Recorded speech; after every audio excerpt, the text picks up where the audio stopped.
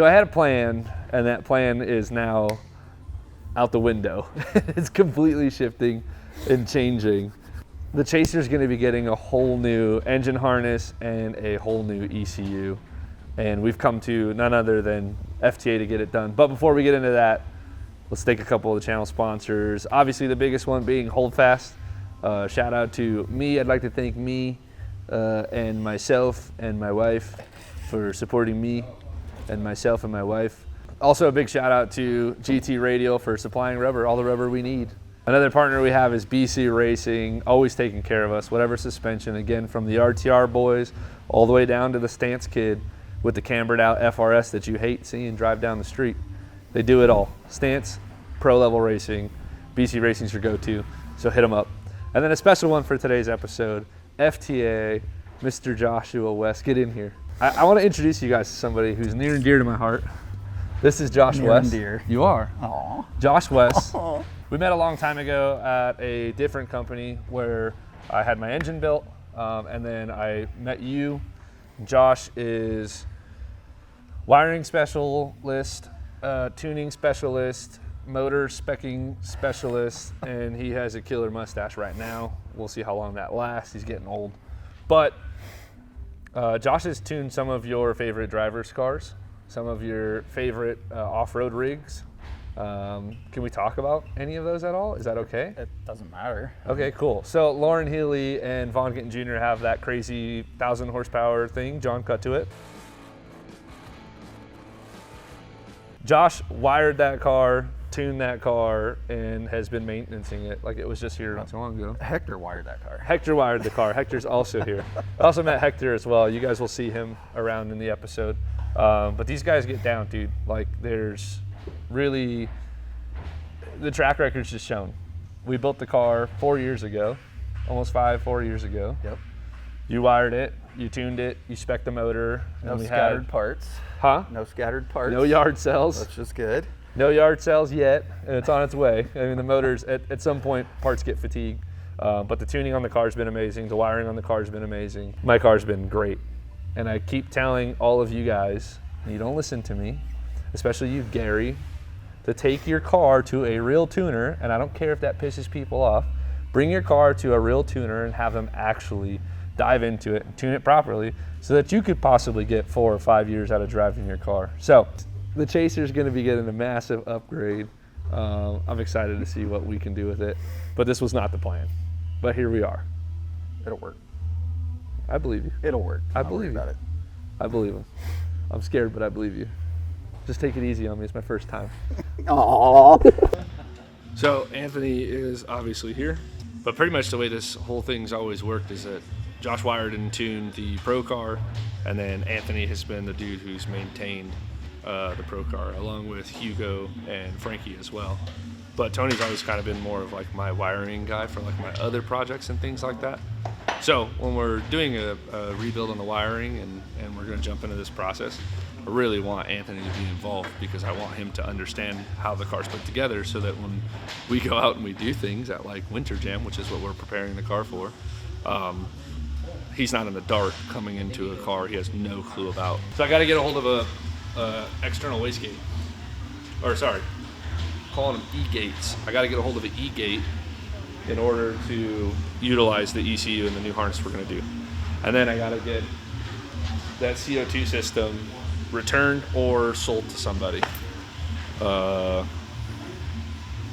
Because no more CO2, brother. No more.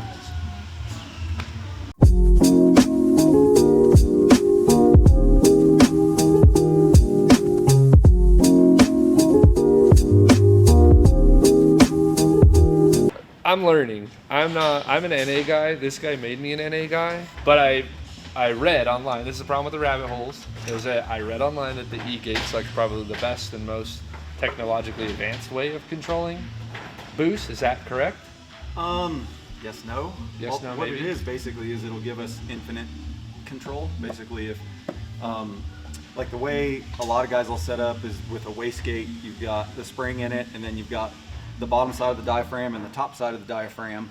And you're with the bottom side, you're pushing against the spring to open it. So that's where the base spring pressure is. Like if you have a 6-pound spring in it, it's going to take 6 psi to open it, which should be a boost.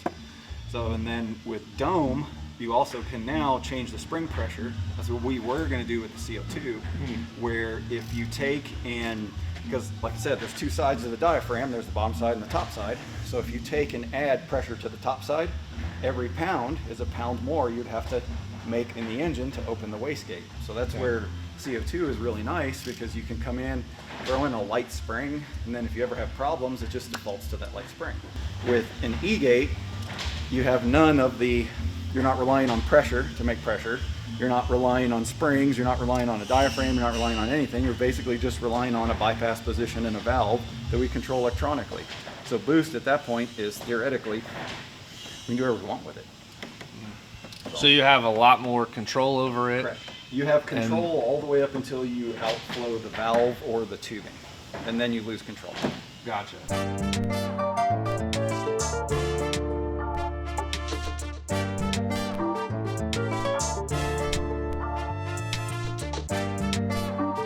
So while I'm getting this one heat shield off, Tony's already almost got the entire engine harness out. Man, pick it up. Oh no, there it goes. Oil supply snake. I don't know how to do the Australian one. I haven't watched Crocodile Hunter in a long time. Steve Irwin's my boy, RIP. Let those stingrays know. He's still got shooters out here. I didn't step on that. It's still fresh. It's still full price. Whoops. So you draw out. Draw it out, map it out. So he lists out everything that's on the motor.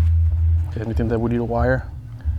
Then you map it out on paper. Paper, we pick our junction points. That way we know where to measure to. Okay. And then once we make sure that everything's all good, then we start measuring. So then you'll run this thing through the engine bay. Yep. And each one of these is an inch. Inch, foot. What's a foot? Oh, on the backside? Yeah. Oh, me gusta.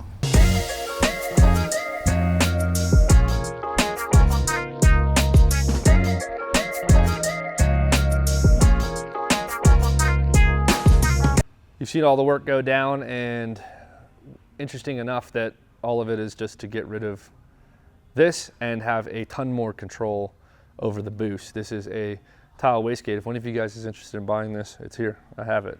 DM me or whatever, hit me up on Instagram. But the boys are going to now go in the morning and lay out everything on CAD, and you'll see that in the part 2 of the refresher of the new car. Sorry again, Hannah. But we'll be back tomorrow, and we got to stop by our boys over at Turbosmart because they're going to help us out with an electronic wastegate. And then we have a couple other things we got to pick up. And then tomorrow we build the harness and throw it in. We interrupt this program for an important news announcement. Look, ladies and gentlemen, it's about that time. I got to give Gary away. Gary's going to one of you guys. Gary's a 1997 Toyota Chaser. It's got BC coilovers, modded knuckles, wide body, nice gloss black wrap on it. She's ready to go. But look, all you have to do is head to holdfast-usa.com, pick up some merch. We got brand new shirts. Some of these are going to be double entry shirts. Head to holdfast-usa.com. Get entered today. One of you guys is going home with Gary, the Chaser, Gary the Chaser.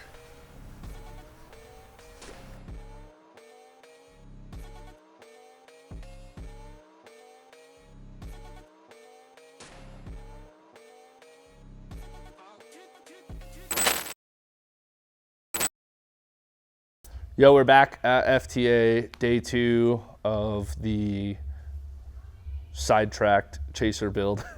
But there's some sick stuff going on. Hector's already in the car, and he's gonna utilize some OEM switches to do some beautiful things on the dash. Let's go check it out.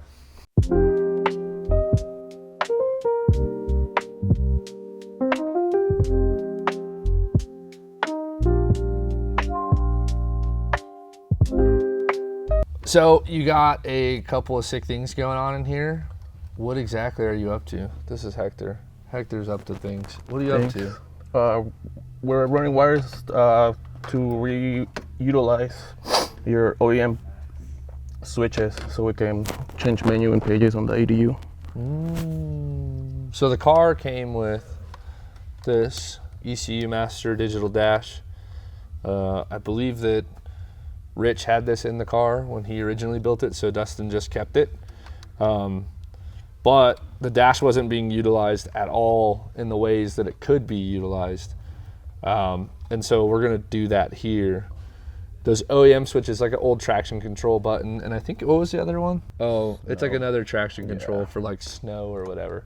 So we'll take those two buttons, and like Hector said, they're gonna do two different things. One is going to actually change the map, so I'll reach over on that button, click it, and it'll tell me what map I'm on and a little bit of a description of what that map is, because there's gonna be two-step, there's gonna be gnarly AK rev limiter stuff, fire, there's all kinds of stuff.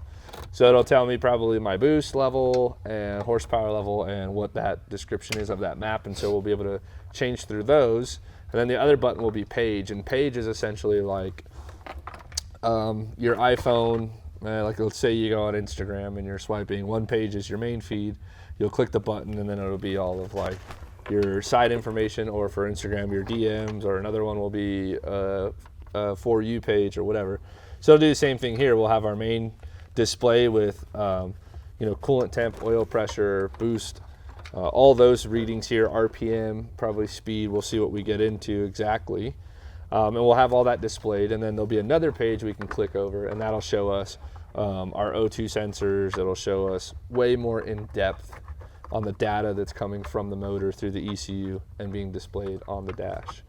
And then there'll be one more button that he's putting in, and it's going to be a little red button, and it's a kill button. So it's an acknowledgement button, which Josh wants me to have so that I acknowledge and sign with all of the, the terms and services before I blow my motor. Hell yeah. This will give me a warning. My dash will display a warning that the coolant temp's too high or the oil temp is high or whatever it is, and in order for me to clear that from my dash, I have to hit the red button. So there'll be safeties in here, but the red button, there'll be safeties in the ECU, but the red button will allow me to override those safeties and continue driving the car if I want to. So gonna be sick, but the cleanliness on the inside will be dope because we'll be using mostly all OEM switches beside the one red button. Should be good.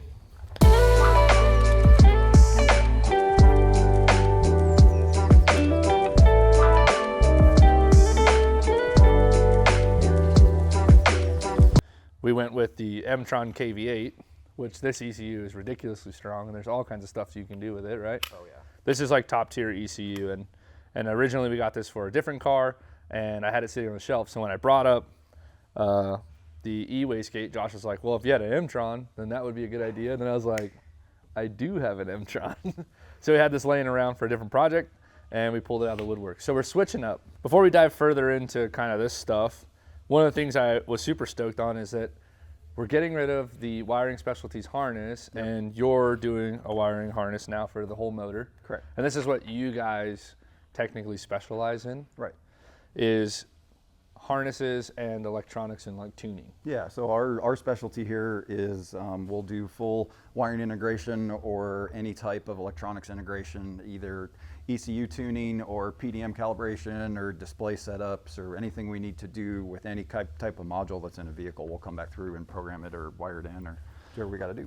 Yeah, and so one of the cool things that you guys do, and I just thought this was sick just for the sake of like me and Anthony going to the track and having some type of issue if we ever ran into one, or maybe getting an accident and chopping up a harness and having to resplice things or whatever it is. I thought this was sick. So you guys saw the time lapse of the drawing being done. Hector's stick drawing yesterday. Hector's stick drawing, and then Josh went and threw it into CAD, right? Yep.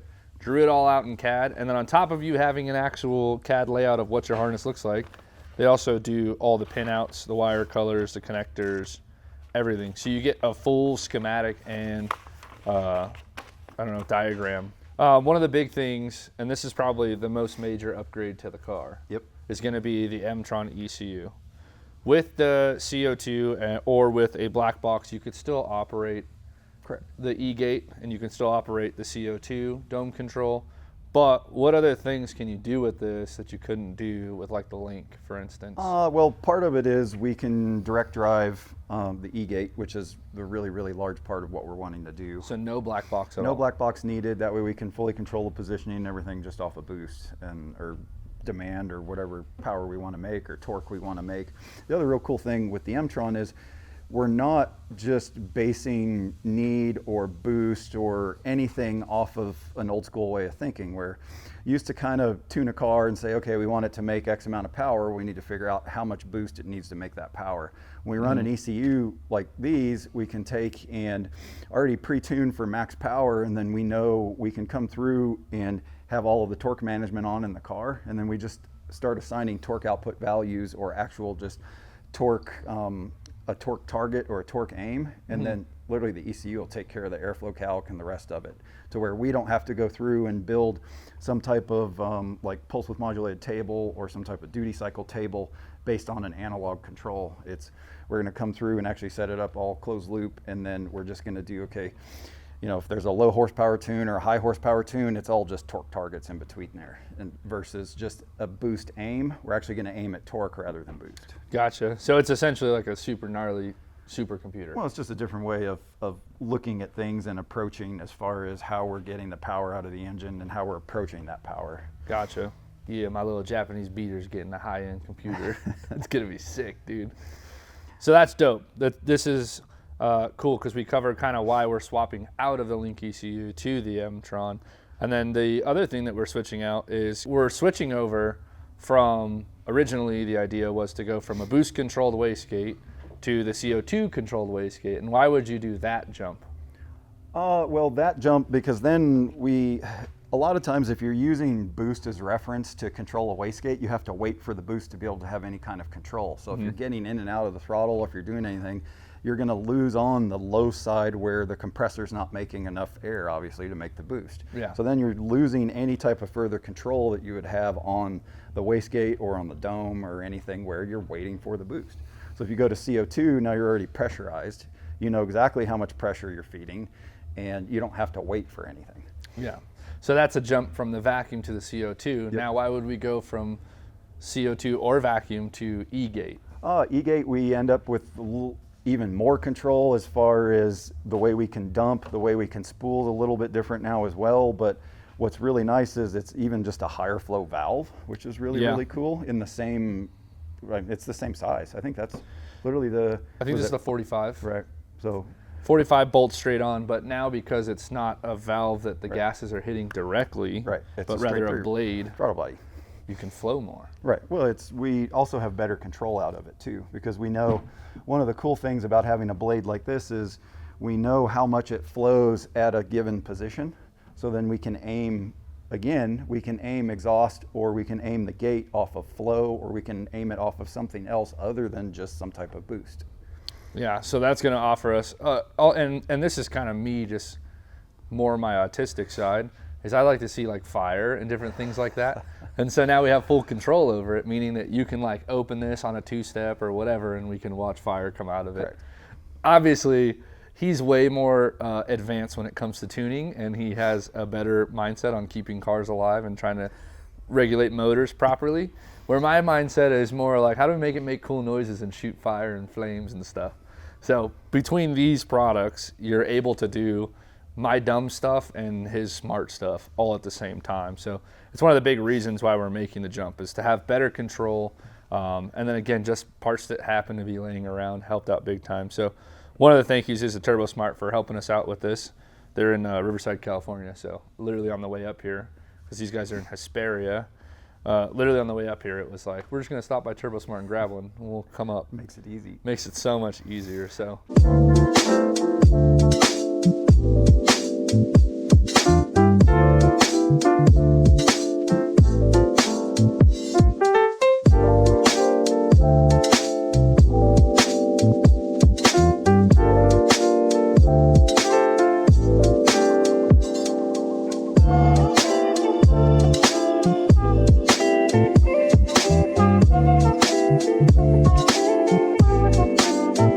I pretty much built the harness entirely by myself. Hector hasn't done really anything all day. I don't know what they pay him for, but they should stop paying him.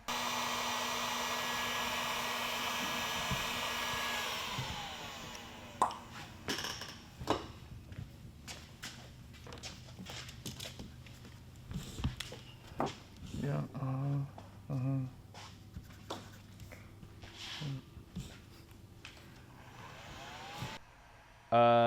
But listen, I hope you seriously, on a serious note, I hope you guys actually found some useful information in this episode. If you got this far, leave a subscribe, like, whatever, share it with your homies. We appreciate it. And don't forget also that the Chaser giveaway is happening. It's live right now. So head to holdfast-usa.com. Every $5 you spend gets you entered into that giveaway. This car has progressed ridiculously fast, and we're not even close to done with it yet. So in the next episode, we'll jump into actually laying the harness in the car, programming, and firing up the car for the first time. And maybe we'll be on the dyno as well. But as always, I appreciate you guys for watching. Stay safe and hold fast, baby. I have an idea. What?